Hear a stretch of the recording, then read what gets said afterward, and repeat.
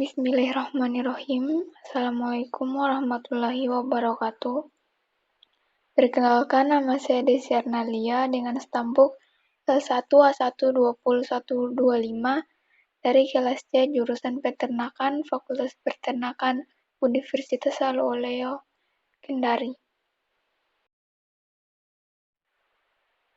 Baik, di sini saya akan menjelaskan penyebab penyakit anemia pada sapi Bali yang dipelihara di tempat pembuangan akhir ala Kota Kupang, sumber Jurnal Veteriner Nusantara.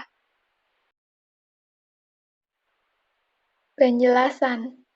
Sapi Bali merupakan sapi yang paling banyak dipelihara pada peternak kecil karena fertilitasnya baik dan angka kematian yang rendah. Masyarakat menggunakan sapi Bali sebagai tenaga kerja pertanian dan memiliki nilai ekonomi yang cukup tinggi. Selain itu, sapi ini mempunyai persentase daging yang cukup besar dan mempunyai daya cerna terhadap pakan yang baik. Tempat pembuangan akhir TPA Alak adalah satu-satunya TPA yang ada di Kota Kupang.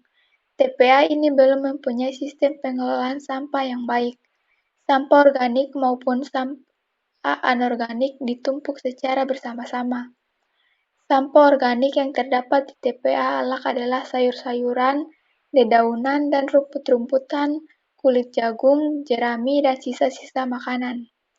Kesempatan ini digunakan oleh peternak untuk melepas ternaknya mencari sampah organik sebagai pakan. Selain itu, sapi-sapi tersebut juga mengonsumsi sampah anorganik yang plastik, kaleng, kaca, besi, kain, kertas, dan kardus yang tercampur bersama pakan organik.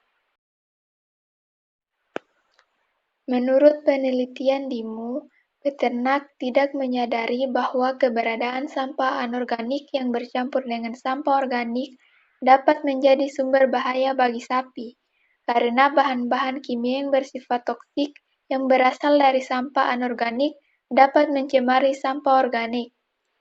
Hal ini akan memberikan dampak buruk bagi kesehatan tubuh ternak sapi yang dipelihara di TPA Alak, baik pedet maupun sapi dewasa. Selain berdampak buruk bagi ternak, tentu secara tidak langsung juga akan berdampak buruk bagi kesehatan masyarakat ketika mengkonsumsi daging sapi yang dipelihara di TPA Alak. Penelitian sebelumnya yang dilakukan oleh DIMU menunjukkan bahwa hasil pemeriksaan semua sampel darah sapi Bali di TPA Alak positif terdeteksi timbal. Selain itu, pada penelitian lainnya yang dilakukan oleh Nangkiawa di TPA Alak Kupang menunjukkan hasil bahwa semua sampel darah sapi Bali positif mengandung logam. Hal ini kemungkinan menunjukkan bahwa sistem penggembalan sapi Bali di TPA Alak berdampak terhadap darah. Darah mempunyai banyak fungsi antara lain sebagai alat transportasi zat-zat makanan dan nutrisi ke seluruh tubuh. Namun di satu sisi darah juga rentan sebagai media penyebaran penyakit. Menurut Ali dan kawan-kawan, kondisi fisiologis ternak salah satunya proses pembentukan darah atau hematopoiesis memerlukan zat seperti besi, mangan, kobalt, vitamin, asam amino, dan hormon sehingga mempengaruhi nilai status darah. Menurut Anwar, terjadinya perubahan pada darah dapat mengindikasikan bahwa adanya kelainan atau penyakit. Kondisi tersebut juga dapat terjadi pada ternak yang kekurangan pakan dan nutrisi seperti sapi Bali yang dipelihara di TPA Alak. Sebagai dampak sapi tersebut diberi pakan sampah-sampah organik maupun anorganik. Darah dibagi ke dalam 3 bagian yaitu eritrosit atau sel darah merah, leukosit atau sel darah putih, dan trombosit atau platelet. Leukosit dibedakan menjadi granulosit yang terdiri dari neutrofil, eosinofil, dan basofil serta agranulosit yang terdiri atas monosit dan limfosit. Warna merah pada darah disebabkan oleh hemoglobin yang terkandung di dalam eritrosit. Darah merupakan komponen penting dalam penilaian kondisi fisiologis tubuh.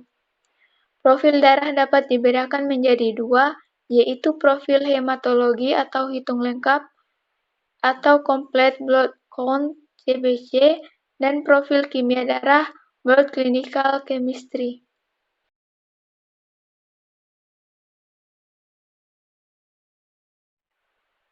Penyebab penyakit anemia pada sapi Bali. Jumlah eritrosit sapi Bali yang dipelihara di TPA Alak berkisar antara 5,6 sampai 9,44 kali 106 mikroliter. Kisaran normal jumlah eritrosit pada sapi Bali menurut Di Prayoga dan kawan-kawan 6,33 sampai 8,89 kali 106 mikroliter. Jika hasil pengujian sampel darah sapi Bali yang dipelihara di TPA Alak dibandingkan dengan jumlah eritrosit normal pada sapi Bali, maka pada penelitian ini terdapat 10 ekor sapi yang memiliki jumlah eritrosit rendah. Adanya variasi nilai jumlah eritrosit pada sapi Bali ini umumnya dipengaruhi oleh kondisi fisiologis dari masing-masing individu. Rendahnya jumlah eritrosit menunjukkan bahwa sapi-sapi tersebut mengalami anemia. Menurut Franson, anemia disebabkan oleh pembentukan darah yang kurang mencukupi, yaitu karena gizi tidak baik, termasuk adanya defisiensi zat besi, Cu, vitamin, dan asam amino. Kurangnya nutrisi ini diduga disebabkan karena sapi-sapi tersebut mengkonsumsi sampah di lokasi TPA, sehingga asupan nutrisi tidak tercukupi dengan baik. Menurut Price dan Wilson, hemoglobin merupakan komponen utama penyusun eritrosit yang berfungsi mengangkut oksigen dan karbon dioksida. Kadar hemoglobin selain dipengaruhi oleh kecukupan gizi, terutama protein sebagai penyusun hemoglobin, juga dipengaruhi oleh bangsa, umur, dan aktivitas. Rendahnya nilai PCV seperti pada sampel diduga karena sapi tersebut mengalami kekurangan nutrisi. Hal ini juga mungkin dikarenakan respon fisiologis tubuh dari setiap individu berbeda, di mana sapi ini dipelihara di TPA sehingga mengkonsumsi pakan sampah yang nilai gizinya kurang, sehingga sapi ini mengalami kekurangan asupan nutrisi.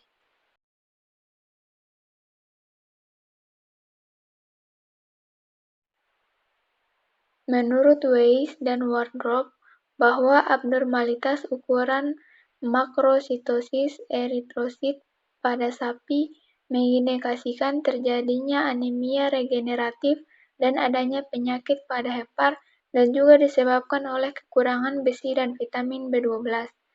Sedangkan mikrositosis pada sapi disebabkan karena kekurangan besi. Menurut Guidon dan Hall, tingginya retikulosit yang dilepaskan oleh sumsum tulang yang bersirkulasi di dalam pembuluh darah mengindikasikan suatu keadaan anemia karena jumlah eritrosit dewasa yang bersirkulasi di dalam pembuluh darah tidak cukup untuk memenuhi kebutuhan jaringan. Menurut Purwoko, acanthositosis kemungkinan disebabkan oleh adanya penyakit anemia hemolitik akibat reaksi autoimun.